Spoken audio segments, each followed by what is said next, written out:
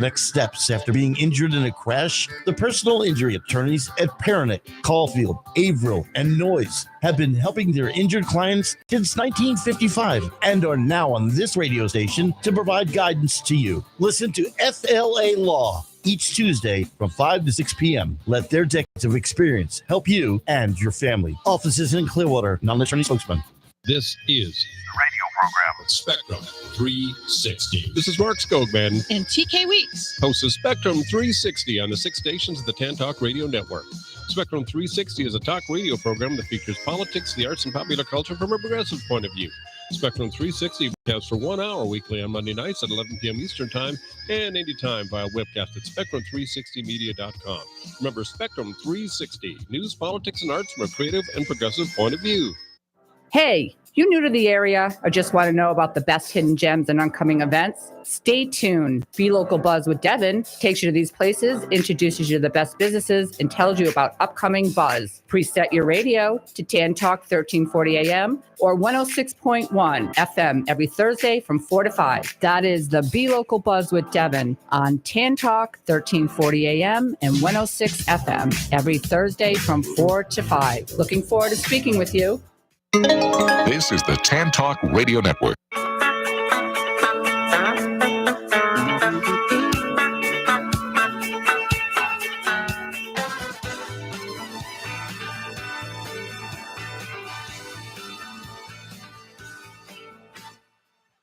It's time for the Kelly Show.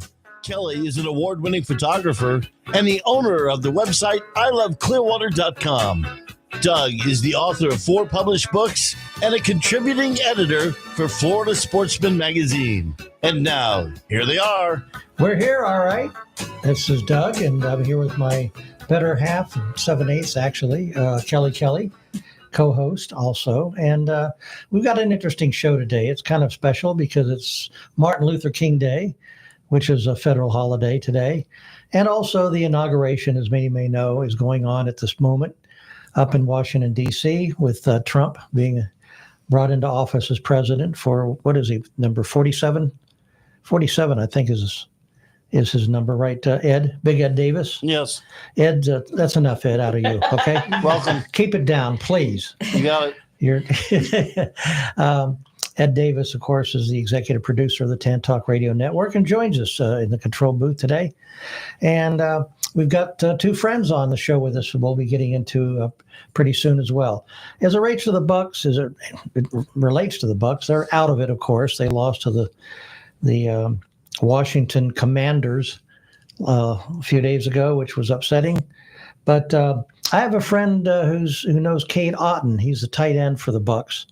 And since the offseason is approaching, of course, we're here for the Tampa Bay Buccaneers. I'm going to see if I can get him to do at least a phone-in interview with us, or maybe even come into the studio. We'll see. Very neat. Yeah, kind of a long shot. But anyhow, Kel? What would you like to add to all that? How about our guests? Want to introduce who our guests are and then do it after the interview after the ad break? No, I'll do it now. Okay. We have Pinellas County Commissioner Chris Latvala. Is it Latvala or Latvala? Either.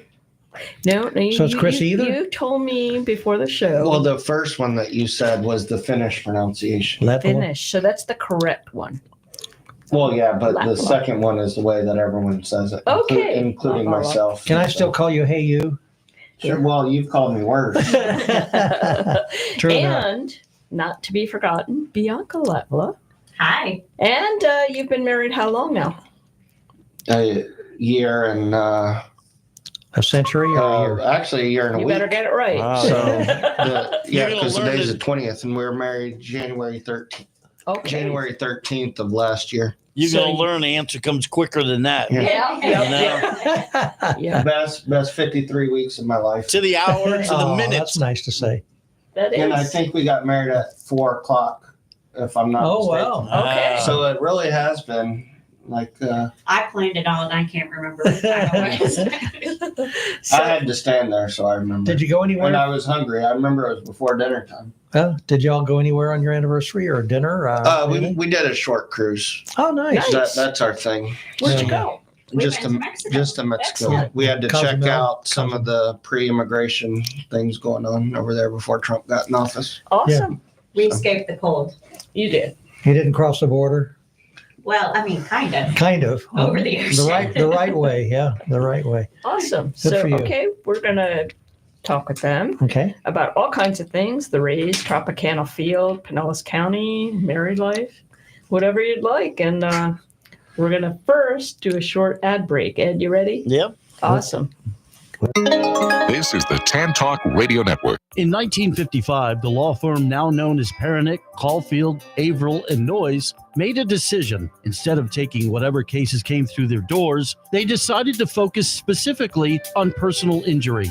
64 years later, the law firm is one of Clearwater's longest-running personal injury firms. Available 24 hours a day with offices in Clearwater and throughout Tampa Bay, they're ready to put decades of experience to work for you if you or a loved one has been injured in a car accident or injured due to someone's negligence or recklessness. If you feel overwhelmed, uncertain, or unsure about your next steps after being involved in an accident or after a loved one sustained serious injuries due to someone else's negligence, call Pernick, Caulfield, Averill, and Noyes at 727-796-8282 or online at usalaw.com. That's 727-796-8282 or online at usalaw.com. Non-attorney spokesman.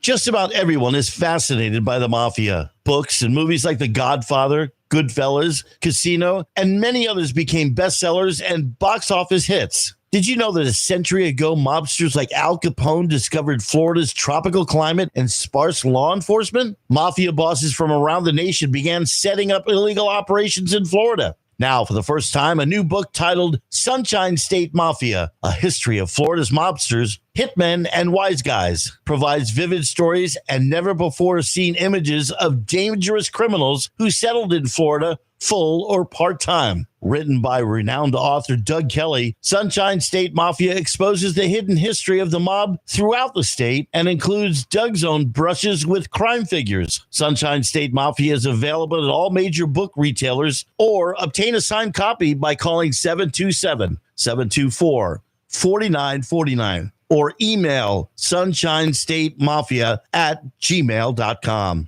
What do the most successful companies have in common? They leverage growth by forming valuable relationships and partnerships. Amplify Clearwater puts you in touch with accomplished business and community leaders that inspires networking and helps you navigate the best courses of action for your company. Become a member and instantly acquire a powerful edge over your competitors by forming strong connections with top business leaders and elected officials. Amplify Clearwater.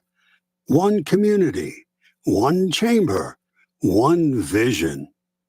Contact us at amplifyclearwater.com or call 727-461-0011. That's amplifyclearwater.com. 727-461-0011. Discover Clearwater like never before with iloveclearwater.com. Whether you're a resident or a visitor, our website is your go-to source for all things Clearwater. Find the best hotels, restaurants, parks, shopping, and events all in one place. Dive into our engaging photos and videos. Explore over 500 informative articles. Visit iloveclearwater.com today and experience the best of Clearwater. iloveclearwater.com, your ultimate guide to Clearwater for fun, sun, and smiles. This is the Tan Talk Radio Network. Thanks for listening to the Kelly Kelly Show. I'm Kelly Kelly. I'm here with my better half, Doug Kelly, Ed Davis, the control room engineer and executive producer of the Tan Talk Radio Network, and our guest today, our Pinellas Commissioner, Chris Latvala, and his wife, Bianca Latvala. And I haven't welcomed you, but welcome. Thank you. Thank you for having us. Yep, it's great to see you guys. And congratulations again on your anniversary. Thank you. Thank you. Does that mean the honeymoon's now over? Or what? Yeah. Well, our first year of marriage was an election year, so Okay. now we get to start the honeymoon. There you go. Yeah. Perfect. Yeah, gotcha. Okay. So tell us a little bit about both of your backgrounds, like your education, and we know where you work, Chris, your family and relatives, whatever. We both went to the University of Central Florida, and that's how we ended up meeting. Because Go Knights. Yeah. later on in my career, I came back to Florida from working in politics in DC to work for UCF alumni, and that's how we met. Awesome. So I also have my master's in American politics, and so I've spent the majority of my career working in politics and nonprofits. And so that's what I do now. I do a lot of campaign consulting. I do all digital marketing. So for small businesses, nonprofits, especially I have a couple of clients in our community that I do work for that are non-clients or that are nonprofits. I do all of their social media. I build websites. I send emails. You're busy. Yes. Wow. Fantastic. That's what I do. Lady. Yeah. You must get asked this all the time.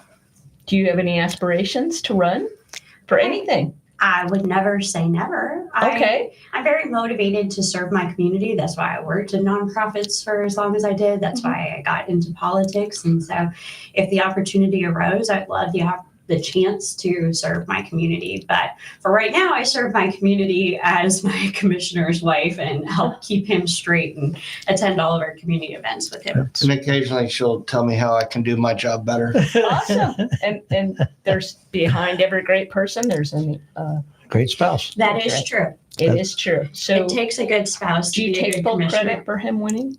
I take full credit for his wardrobe. All right, that's cool. That's awesome. That's you pretty are cool. looking good, Chris. Well, thank you. Yep. So you've been kind of controversial lately as a commissioner with the Pinellas County, and a lot of it has to do with the Phillies and the Rays. Tell us a little bit of background about that, because I know it's a complicated situation, and it's in negotiations, and it's not in negotiations. Fill us in.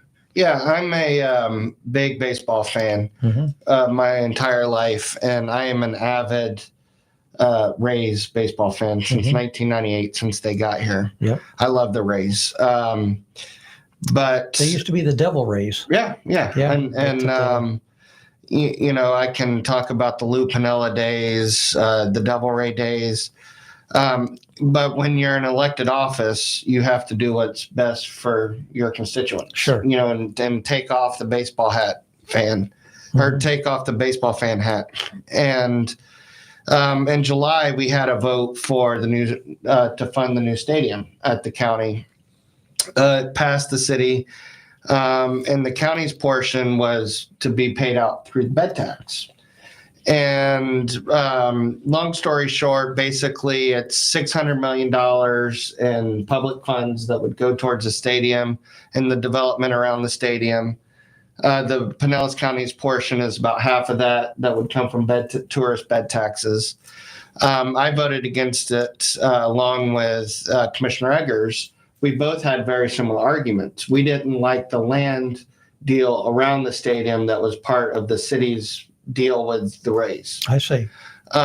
Because it was totally one-sided. And I won't get too much in the weeds, but basically the Rays were getting a steeply discounted land that they could buy at any point over the next 20 years. And then essentially the very next day they could sell it. And so they could reap hundreds of millions of dollars in addition to the stadium. And I also, had other philosophical reasons that I opposed the deal. But it passed anyways. The agreement was signed in July. And fast forward to October. And everybody knows what happened in October. We had two essentially storms of the century in the matter of 2 weeks. Yep. The very first county commission meeting we had after that was to vote on bonding the new stadium. The city of St. Pete, I can't remember if it was before or after us, they delayed their bond vote because of the hurricane.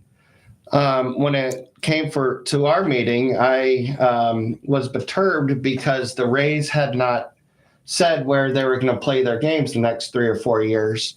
while the stadium was getting built because the Trop was severely damaged during the hurricane. And that really perturbed me. And the Trop is where they play. Right. The Trop in St. Pete. Right. And there were articles, saying that they could be playing in Orlando. Well, that does nothing for our tourism. So I, basically stated the case during our meeting that, hey, we need to delay this until the Rays, say publicly what they're going to do. The vote to delay it was 6-1. So 4 of my colleagues who voted for the deal then voted to delay it because, we're dealing with other issues other than a stadium. We had in that meeting, we had many of our residents whose houses were destroyed because of the hurricane that were there. This is not an issue that we need to address right away. Sure. Well, 3 weeks after that, Stu Sternberg in the Tampa Bay Times, Stu Sternberg is the owner of the Rays, and the Tampa Bay Times basically said the deal's dead. Baseball in Tampa Bay is in jeopardy. Essentially said he may move the team. Well, okay, let's see how those threats go. Yeah. So we had another meeting and we delayed it again. And then in the second meeting, one of my colleagues, Brian Scott, said that, he's not in the business of discussing private conversations, but because of the way that the Rays were reacting, he was going to talk about a private conversation he had with the Rays, which I did not know about. But before the first delayed meeting, he had asked the Rays to make a public, pronouncement of support for the deal. And not only did they refuse to do that, but they told him privately that they were worried about their own financing and they were worried about keeping the deal together on their end, which that was an eye-opener. Sure so, is. of course, after he said that, we delayed it again. And so then the Rays really became adversaries and not partners. The commissioner of baseball, Rob Manfred, got involved. I had a very productive meeting with him. A couple of my other colleagues had meetings with him. And it got to the point where I knew that the Rays Rays didn't want us to pass the bonds. Several times they declared the deal dead, but if the county would have killed the deal, they would have been able to keep the land. And that was one of the reasons why I voted against it to begin with. And when I talked to Rob Manfred, he basically said 2 things. Number one, that he supported baseball in Tampa Bay and he wanted to keep baseball in Tampa Bay. But number 2, he really needed the bonds to pass. And, it didn't take a rocket scientist to figure out what he meant by that. Mm-hmm. And so, and that really made my my vote easier. And so, now it's the ball. And so in December, I flipped my vote along with Dave Eggers. We were the 2 people that voted against it. And so we voted for it, voted for the bonds. And then we have 2 new colleagues on the board that voted against it, but they were not party to the original vote in July. And so the bonds passed. And so it's now in the Rays court.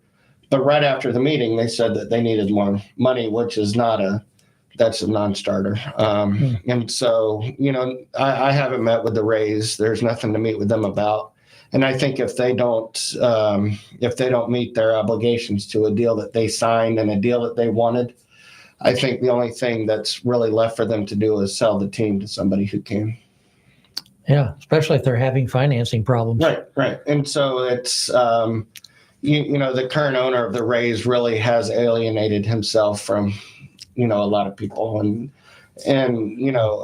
they act like they're the only business in town that suffered from a hurricane. Yeah. And they did suffer, financially from the hurricane, but they're certainly not the only business in town that suffered. But they're the only business in town that's in line to get $700 million subsidy from the government. Exactly. Most people just have to, what other insurance doesn't cover, have to cover it themselves. Right.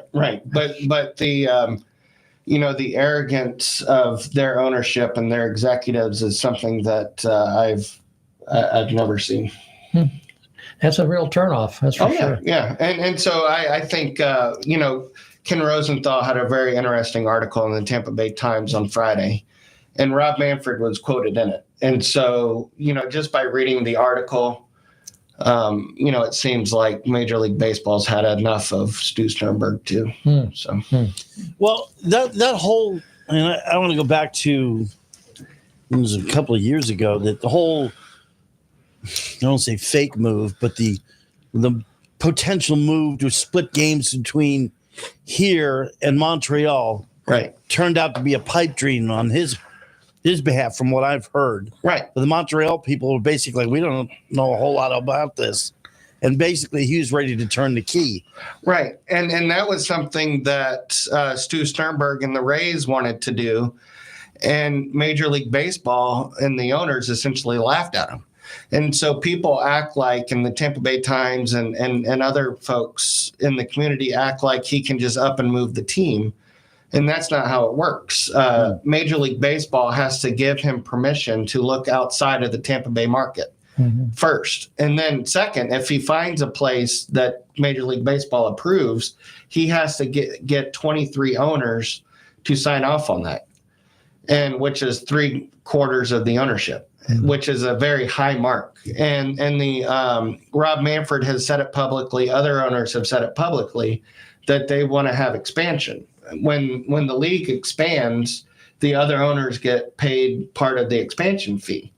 Well, the expansion fee that they've talked about will be a couple $2 billion. Wow. So you split a couple $2 billion, divided that up by 30, that's a nice check for the other owners. Well, if, Stu, who can't make a stadium deal work here, but he thinks, somebody else is going to build me a stadium, that's not how it works. And so I think the other owners are very much getting fed up with him.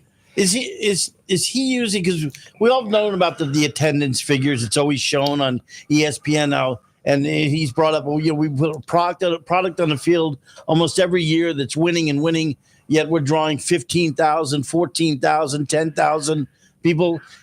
Is that a legitimate gripe on his part, the attendance figures?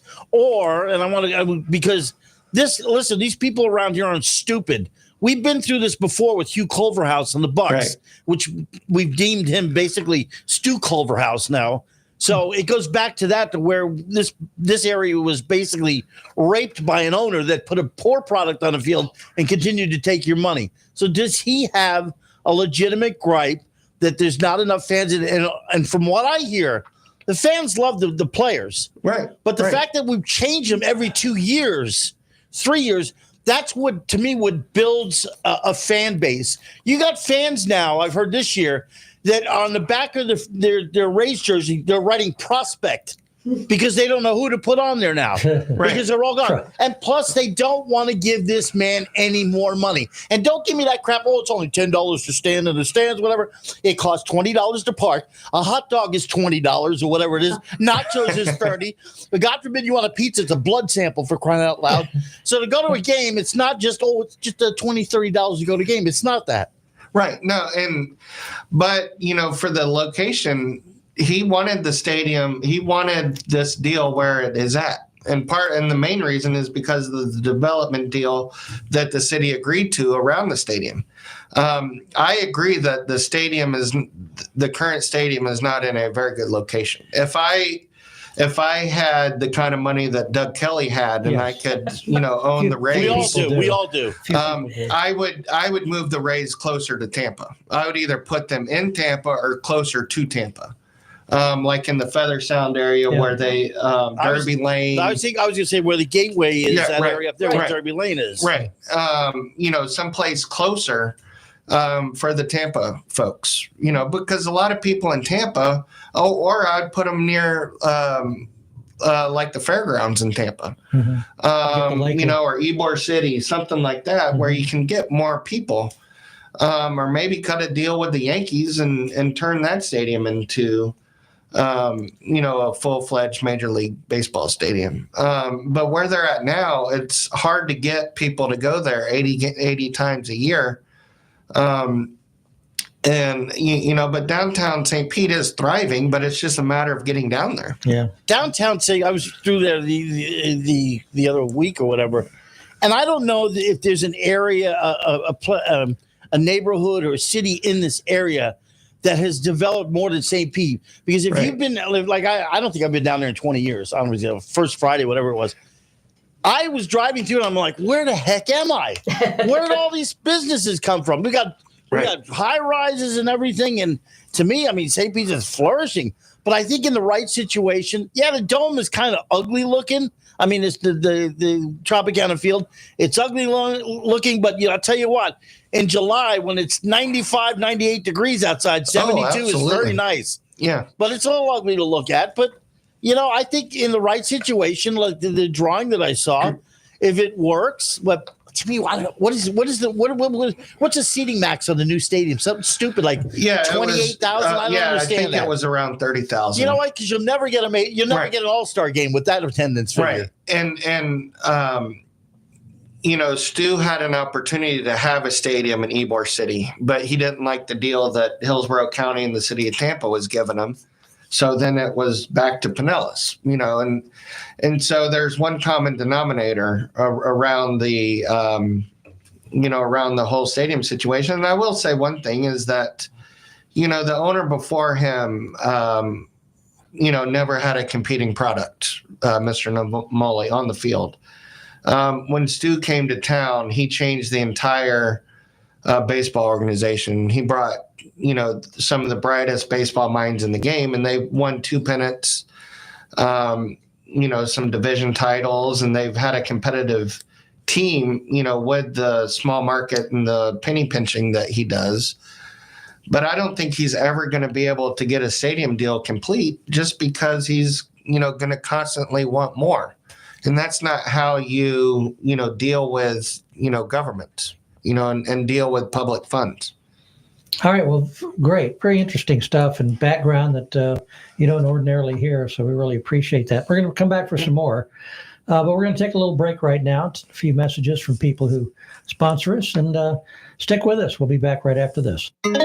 This is the Tan Talk Radio Network. In 1955, the law firm now known as Pernick, Caulfield, Averill, and Noyes made a decision. Instead of taking whatever cases came through their doors, they decided to focus specifically on personal injury. 64 years later, the law firm is one of Clearwater's longest-running personal injury firms. Available 24 hours a day with offices in Clearwater and throughout Tampa Bay, they're ready to put decades of experience to work for you if you or a loved one has been injured in a car accident or injured due to someone's negligence or recklessness. If you feel overwhelmed, uncertain, or unsure about your next steps after being involved in an accident or after a loved one sustained serious injuries due to someone else's negligence, call Pernick, Caulfield, Averill, and Noyes at 727-796-8282 or online at usalaw.com. That's 727-796-8282 or online at usalaw.com. Non-attorney spokesman. Just about everyone is fascinated by the mafia. Books and movies like The Godfather, Goodfellas, Casino, and many others became bestsellers and box office hits. Did you know that a century ago, mobsters like Al Capone discovered Florida's tropical climate and sparse law enforcement? Mafia bosses from around the nation began setting up illegal operations in Florida. Now, for the first time, a new book titled Sunshine State Mafia, A History of Florida's Mobsters, Hitmen, and Wise Guys provides vivid stories and never-before-seen images of dangerous criminals who settled in Florida full or part-time. Written by renowned author Doug Kelly, Sunshine State Mafia exposes the hidden history of the mob throughout the state and includes Doug's own brushes with crime figures. Sunshine State Mafia is available at all major book retailers or obtain a signed copy by calling 727-724-4949 or email sunshinestatemafia@gmail.com. What do the most successful companies have in common? They leverage growth by forming valuable relationships and partnerships. Amplify Clearwater puts you in touch with accomplished business and community leaders that inspires networking and helps you navigate the best courses of action for your company. Become a member and instantly acquire a powerful edge over your competitors by forming strong connections with top business leaders and elected officials. Amplify Clearwater. one community, one chamber, one vision. Contact us at amplifyclearwater.com or call 727-461-0011. That's amplifyclearwater.com, 727-461-0011. This is the Tan Talk Radio Network. Well, good afternoon. Thank you for being with us on the Kelly Kelly Show. I'm Doug Kelly with my co-host and better half, Kelly Kelly. We're also here with Chris and Bianca Ladvilla, and we're going to talk a little bit more about that. Chris is one of the Pinellas County Commissioners. Bianca is a political person who does a lot of advice, would you say? How would you describe your position? You know how when you say something and then you see a Facebook ad for it and you think that your phone has been listening to you? Yes. That's what I do. Oh, very crafty. So you listen to people's conversation. Not quite. I just use the available data and help my clients get their message out. You do a great job. That's I've seen great, some of yeah. your work with in behalf of Chris. Yes. I remember one piece that says he listens. He does. Yeah, and that's important for a political person. Does he listen to you, though? I was going to say, he has selective listening for his wife if I need him to do something, but he is a great listener to his constituents. There you go. There That's you go. awesome. We're also here with Ed Davis, and we've been talking with Chris and about the situation with the Rays.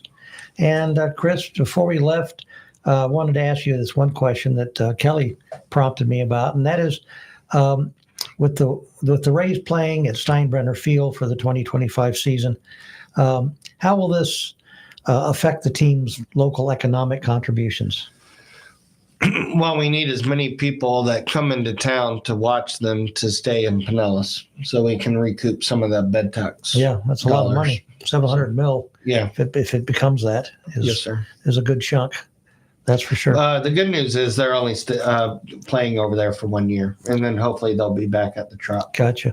And also bed taxes, just for people to clarify that real quickly, that's when tourists come here and they charge an extra penny or two or whatever percentage onto the bill. It's probably more than a penny, isn't it?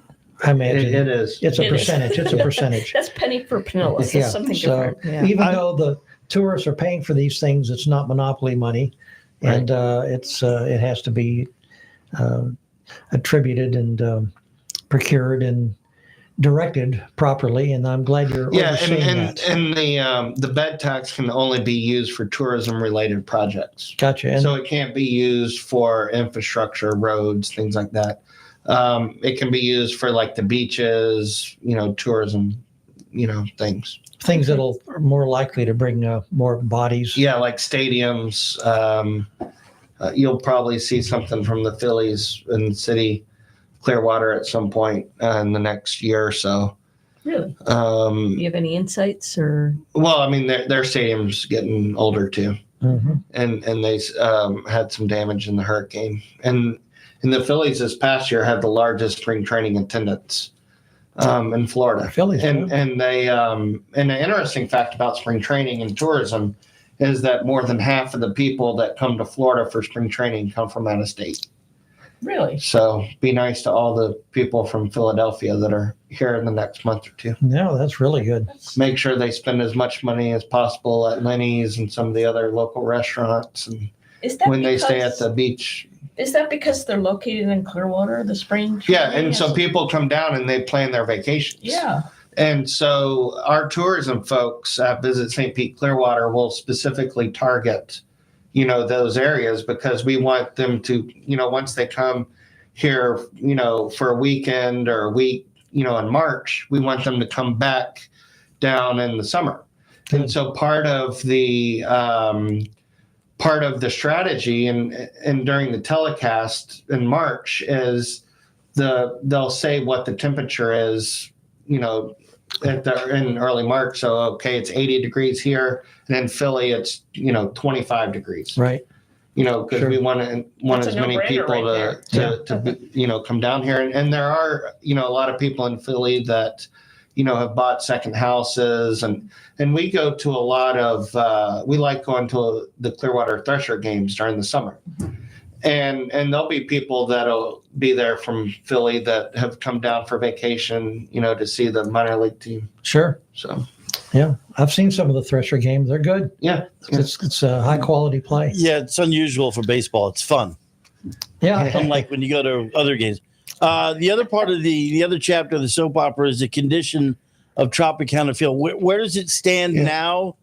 The roof has to be fixed, and then there's something about the drainage. Yeah, and so it has to be covered because the way that it's set up, there's no drainage.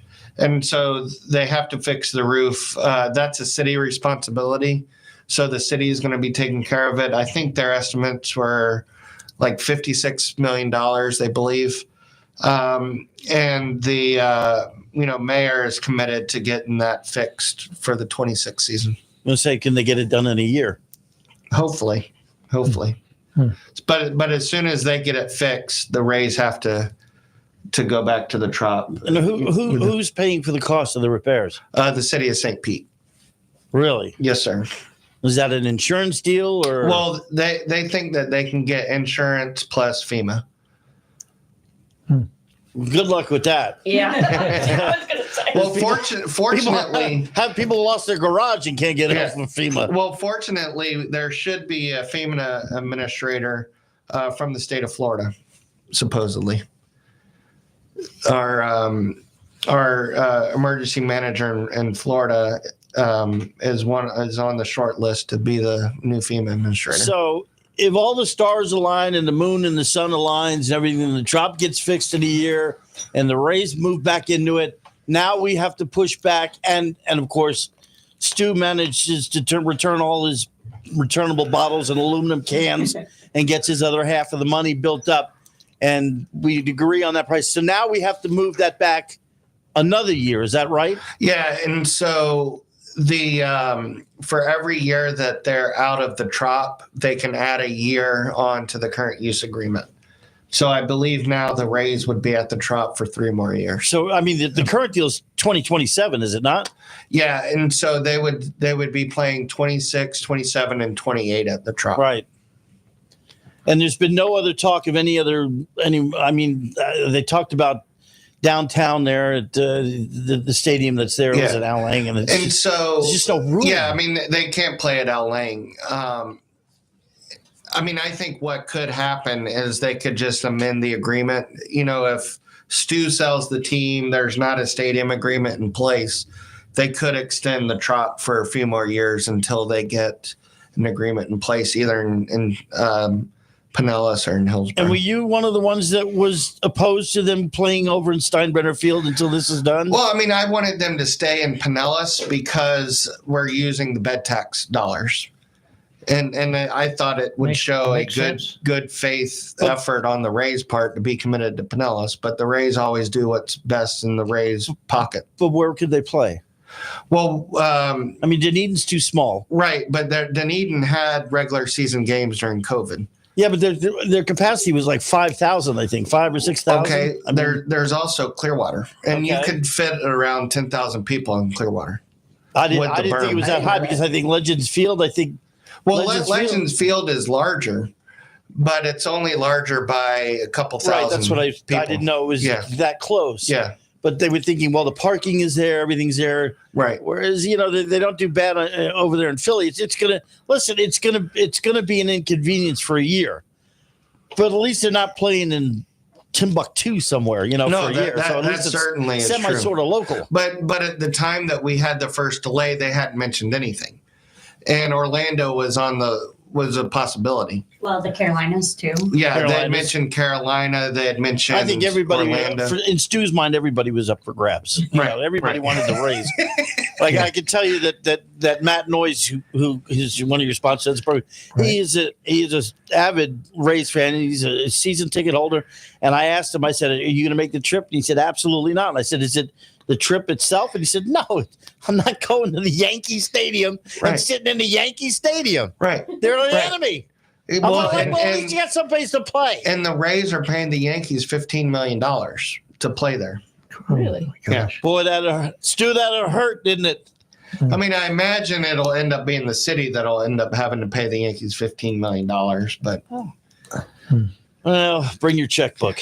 Yeah. You know? That's something else. Well, one question I wanted to throw your way is I think we covered some of it, the temporary location with the Rays staying at Steinbrenner Field, as we just discussed right now. But the $15 million, when did that come into the play? Is that a league? That's always been there. Is that a league thing? Yeah. Yes, I see. And that was just part of the agreement because now the Yankees minor league team is going to have to play in one of their other fields. And so that's just part of, the using the Yankee Stadium for the year. I got you. Okay. And the Rays are making some adjustments to the stadium, changing some signage around. One of the interesting things when they released the agreement of what the Rays could and couldn't do to the stadium, one of the things that they're not allowed to touch is the George Steinbrenner statue that's out front of the stadium. I got a kick out of that. You just can't stick Raymond over the top. Who's going to notice? But George Steinbrenner, who was very much a champion and a community leader in Tampa Bay, when it came to the state fair and other things. And his son, Hal, is very much the same way. And George would have absolutely welcomed them using the field. It probably would have been like using his living room. Anything I could do to help the Rays, absolutely. Right. Yeah. I mean, he probably would have just asked for Yandy Diaz or a couple of the other veterans. Just as an aside, too, a lot of people know, but a lot of people don't, that Steinbrenner became so wealthy, a lot of it with his shipping out of Tampa.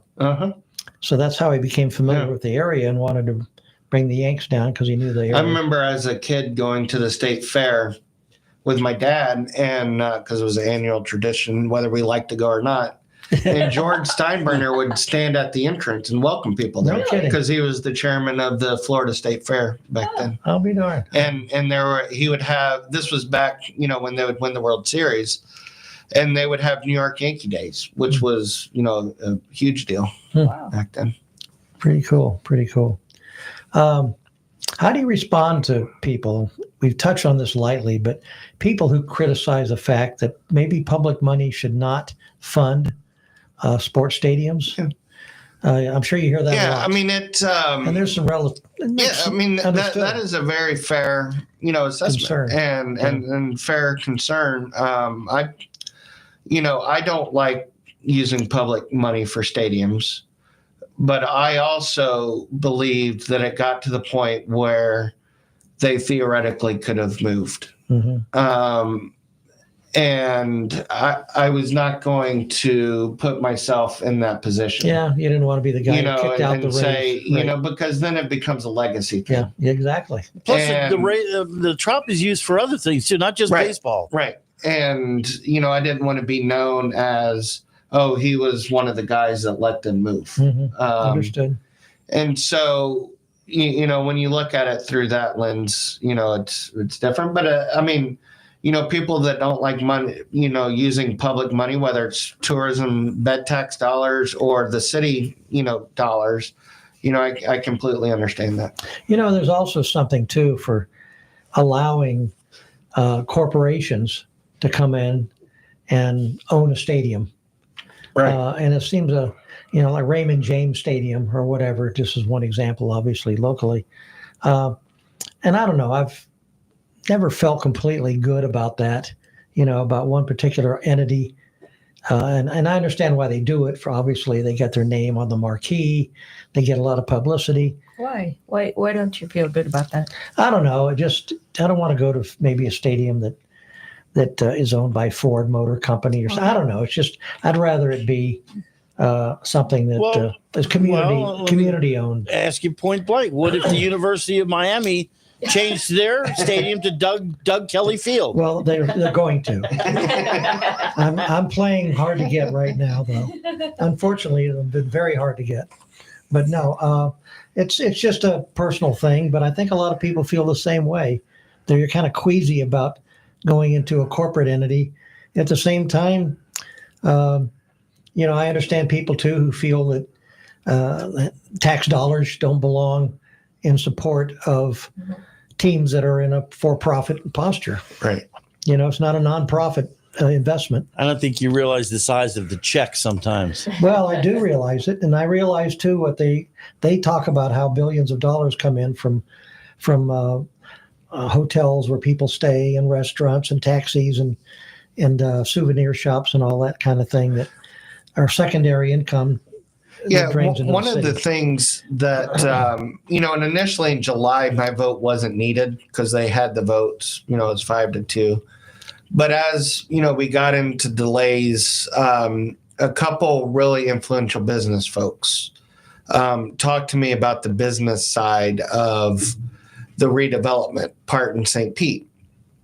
That, and we can attract this business from, California, or this business from Austin. And then they couched it also in terms of, do you want to be on a county commission that will change an agreement that they already made?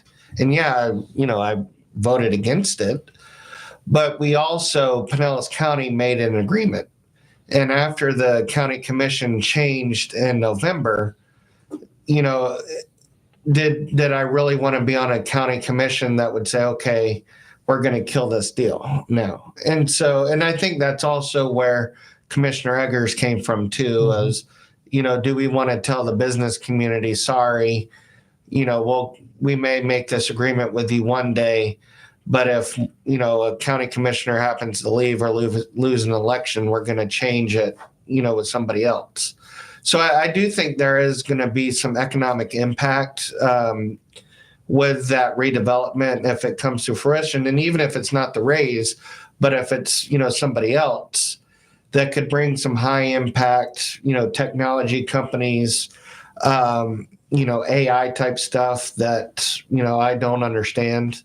Because we already have like the defense sector, and cybersecurity in Tampa Bay, but there's other stuff that we can bring to Pinellas to help, diversify our economy even more. What about the income derived from purchases in the stadium? Yeah. Food, drink, souvenirs. Well, we still get, some of that sales tax. And so, and we still, so it's not just all the bed tax. We'll still get some of the other, income from around that. But one of the other unique parts of this deal that's separate from other ones is the city or county would not be responsible for upkeep on the stadium. It'd be solely up to the team. And I think that's also one thing that they're regretting. Yeah. Seeing what happened with the hurricane and things like that. Well, that's the advantage of having your offices inside the stadium too. Yeah. I mean, that's like living on site. Right. Yeah. Which they lost all their offices because of the flooding. Right. Or the rain. No roof. So, I mean, we'll know by March 31st what the Rays are planning on doing. Okay. I'm not overly optimistic just because they haven't said anything. When does spring break start? Officially, it's like the second week of March. It's like Yeah. 1 month It's in for March. catchers and pitchers to report. Oh, you're talking. Yeah, pitchers and catchers report at the end of February. January, and then everybody else starts getting in around February, and then the actual spring training games start in March. Okay. I'll tell you I would think would be a deal killer is them not agreeing to turn over the property to you.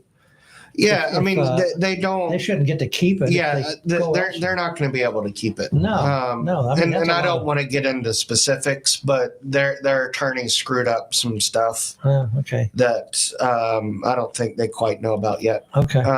But they don't. They don't have any kind of right to that land development deal, especially if they're the ones that kill it themselves. Right. Because we were under no timeline to when we were to approve the bonds. Mm-hmm. We had until March to approve the bonds. And so they can't say, oh, well, they delayed. It's their fault. We get to keep the property. That's not how it works. Yeah. And before we delayed at the first meeting, I asked our lawyer about that, because I didn't want to do something where they could then say, we get to keep the land now. Well, they're certainly playing, not forgive the pun, hardball. Yeah. To the point of being, like you said, antagonistic. Right. And throwing up. They come up with one thing and you resolve it, and then they come up with another roadblock. Right. I mean, and it's really faith. It's really tainted their whole ownership. Yeah. The last 20 years in Pinellas and in Tampa Bay, and it's sad. But you can't claim that you're a victim while you're going to be cashing out and making over $1 billion off an investment. Yeah. Not too many people are going to feel bad about you. Yeah. And while all this stuff was going on, and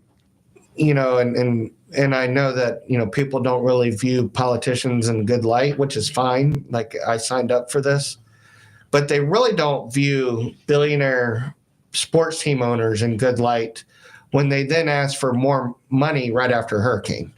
So a politician, billionaire sports owner who wants more money right after a hurricane. Yeah. I want to add to that, though. You took a lot of heat over the Rays deal, but all you ever wanted and did was fight incredibly hard for a fair deal for the use of Pinellas County money. And you loved baseball, and you never wanted them to go. You just spent hours listening to people and dedicating yourself to making sure that this was as fair as possible. Yeah, well, I agree with that. And that's how she gets a free dinner after this. Has there been any interest from outside ownership groups just poking around? Yeah, I mean, I've heard things that, there are people that are interested. I don't know who they are. And Ken Rosenthal hinted at it in his story the other day. Another local media has reported that there are people in Tampa Bay. I don't know who they are. But there's more billionaires now than there used to be. So Where are they? Well, we're in the radio business. I mean, we're used to big money. Chris, let me ask you a question. Yeah. Ownership, a truly good ownership, and I'm going to use references here, like the Buccaneers with the Glazers, right, have the best interests of Tampa Bay in heart. The ownership of the Lightning, which was the Vennet Group, and now it's changed. He has the best interest in the Tampa Bay area in heart. Do you feel that Stu Sternberg has the best interest of St. Pete in mind? Absolutely not. Yeah. Stu Sternberg is, his best interest is his pocket, his wallet. Yeah.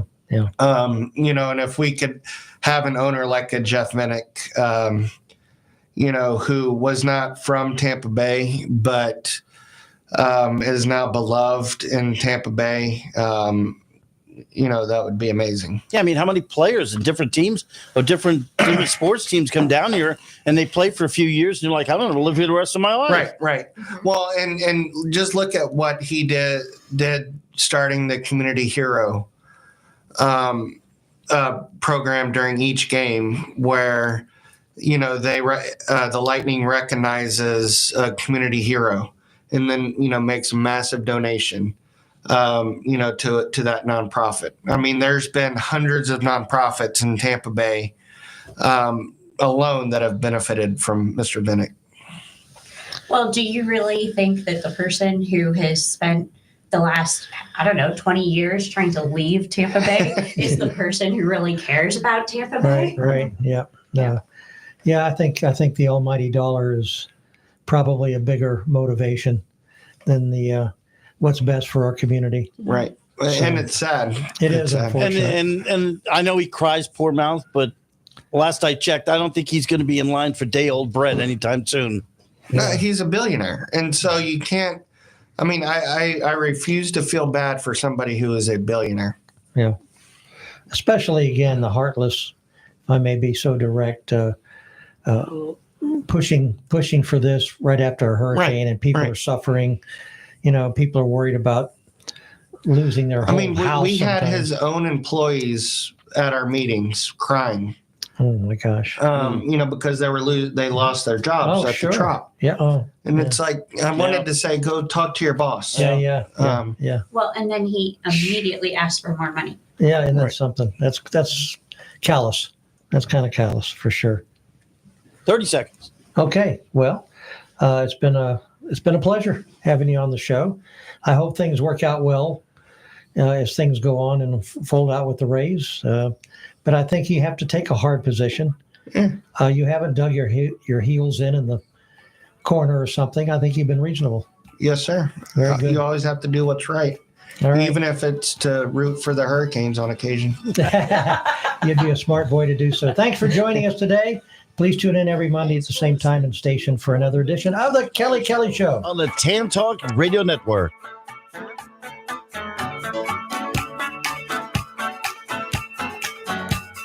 WTAN, Clearwater. FM 106.1. WDCF, Dade City. FM 102.3. Listen. This is CBS News on the Hour, sponsored by Progressive Insurance. I'm Michael Wallace. President Trump has arrived at Washington, D.C.'s Capital One Arena for his indoor inaugural parade. He's expected